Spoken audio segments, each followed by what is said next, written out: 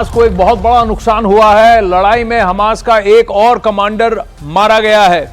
जिस कमांडर को इजराइल की सेना ने ढेर किया है वो हमास के हथियारों की देखरेख करता था।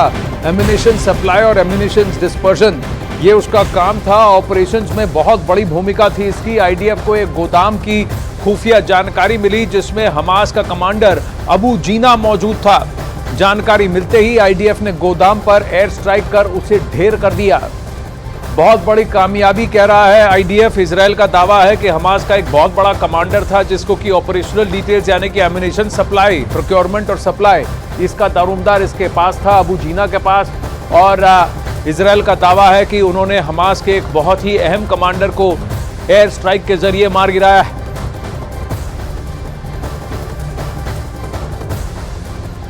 हमास अपने अंत के नजदीक पहुंच रहा है, लेकिन इजराइल के लिए युद्ध का चैप्टर हमास के अंत से ही खत्म नहीं होने वाला है, क्योंकि हमास के बाद बारी हिजबुल्लाह की आने वाली है।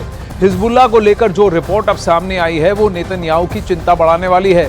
उत्तर कोरिया और हिजबुल्लाह के बीच पक्की दोस्ती देखकर बेंजामिन नेतन्याहू के साथ साथ अमेरिका को भी अब लग रहा है कि इस युद्ध में परमाणु बम की एंट्री हो सकती है, यानी कि इस फाइट के डायमेंशंस बढ़ सकते हैं।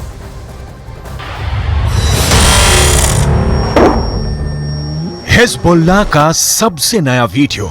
लेबनान इजराइल बॉर्डर पर एक पोस्ट के पास सफेद रंग का ट्रक जा रहा है, तभी होता है एंटी टैंक मिसाइल से हमला। इस हमले में ट्रक पूरी तरह जलने लगता है। उसमें क्या था ये कोई बताने को तैयार नहीं, लेकिन बाद में इजराइल की पोस्ट पर अचानक हरकत बढ़ जाती है। कुछ लोग भागते हुए नजर आते हैं। हिजबुल्लाह के इस पिन पॉइंट अटैक ने इजराइल में बहुत बेचैनी पैदा कर दी है। क्या हिजबुल्लाह उत्तरी इजराइल पर चढ़ाई करने वाला है? क्या हिजबुल्लाह सिर्फ इस बात का इंतजार कर रहा है कि गाजा में जैसे ही इजराइल की फौज फंसेगी वो उत्तरी बॉर्डर पर युद्ध शुरू कर देगा?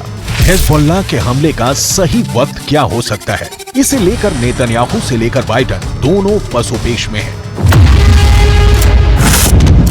हिजबुल्लाह ने लेबनान इजराइल बॉर्डर पर कई हमले करके साबित कर दिया है कि इजराइल की उत्तरी सीमा अब सुरक्षित नहीं बची है।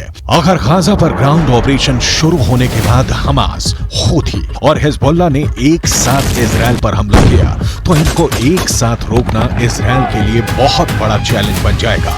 और तब अमेरिका की मदद के बिना हालात ऐसे बन सकते हैं कि ये तीनों फोर्स इजराइल की सेना को रौंद कर आगे बढ़ जाए।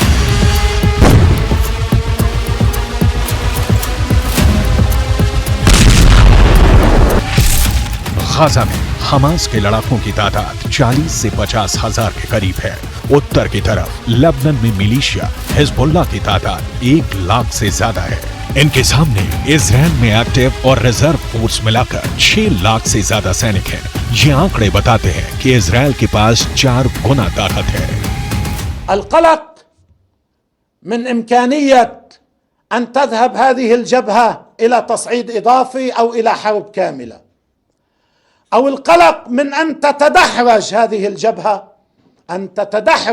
الجبهة إلى حرب واسعة، وهذا احتمال واقعي ويمكن أن يحصل، وعلى العدو أن يحسب له كل حساب। इस बीच बड़ी रिपोर्ट ये है कि इराक के मिलिशिया हश्द अल शाबी ने अमेरिका के सैन्य अड्डों पर ड्रोन के बाद मिसाइल से हमले शुरू कर दिए हैं। इन हमलों में सबसे खतरनाक मिसाइल का नाम है अल अक्सा 1। अल अक्सा 1 ईरान की फतेह 110 का ही एक नया वर्जन बताया जा रहा है, या कहें कि ईरान ने यह मिसाइल इराकी हिजबुल्लाह हश्द अल शाबी को सप्लाई की और उसने इसका नाम बदलकर अल अक्सा 1 कर दिया। यह ऐसी मिसाइल है जो हिजबुल्लाह के पास पहले से है। यह एक टैक्टिकल मिसाइल है जो छोटा परमाणु बम भी दाग सकती है। The barbarism is led by an axis of terror. The axis of terror is led by Iran. It includes Hezbollah, Hamas, Houthis, and their other minions. They seek to bring the Middle East and the world back to a dark age. They seek to torpedo, to derail any progress towards peace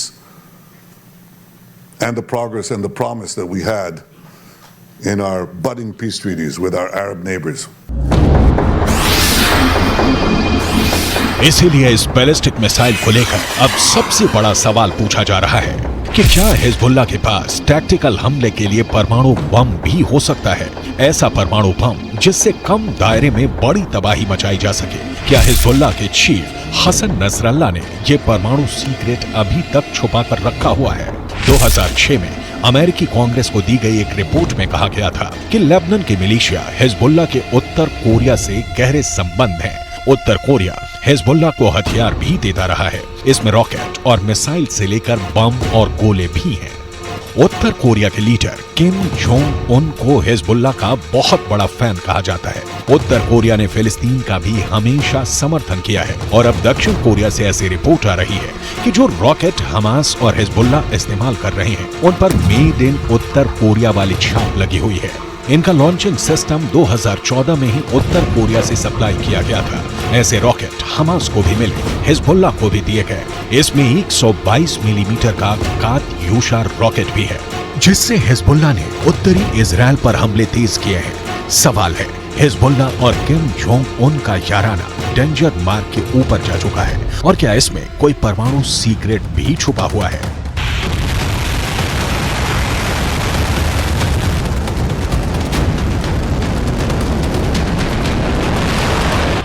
फिलहाल Israel पर anti tank हमलों ने Hezbollah के इरादों को खतरनाक रूप दे दिया है। इजराइल हिजबुल्लाह के हथियारों को लेकर डरा हुआ है क्योंकि उसने अब तक जो एक्शन दिखाया है उसमें इजराइल की कई बड़ी पोस्ट के चीथड़े उड़ चुके हैं।